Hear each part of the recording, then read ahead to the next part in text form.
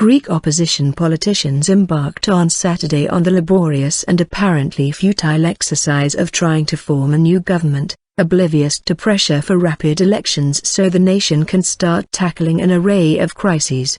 The two biggest opposition parties, one of the center-right and the other of the far left, queued up to exercise their constitutional right to spend 3 days negotiating a new coalition, even though their efforts are almost certain to fail. When leftist Prime Minister Alexis Tsipras resigned on Thursday, he had in mind a quick election next month when he hoped to return to power, strengthened by a mandate to implement the new bailout program he negotiated to save Greece from financial collapse.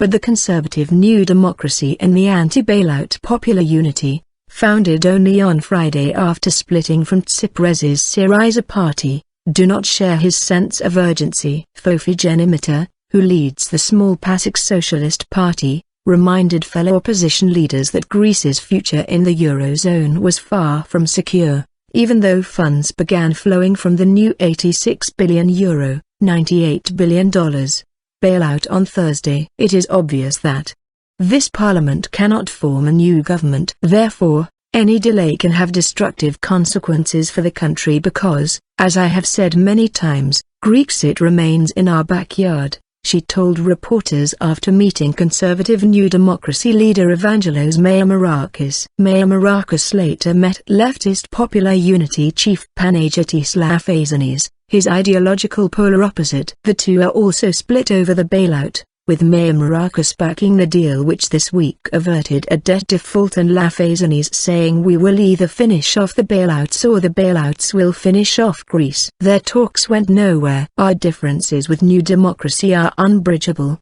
chaotic, Lafazanis said after the meeting. There is absolutely no ground for cooperation with any of the parties that have voted in favor of bailouts. In saying so, he ruled out dealing with 5 parties, Syriza, its junior partner in the outgoing coalition, and 3 opposition parties including New Democracy and PASOK. Together, they comfortably approved the bailout bill last week despite the rebellion of Syriza lawmakers led by Lafazanis. Nevertheless, Lafazanis insisted he would use his 3 days to try to build an anti-bailout coalition. This narrows his possible partners to the Communists and Golden Dawn, an ultra-right group shunned by all the other parties. This unlikely combination would muster just 57 votes in the 300-seat parliament. Under the current party standings, Tsipras still leads by far the biggest party in parliament. Syriza had 149 seats before the 25 anti-bailout rebels under Lafazanis walked out,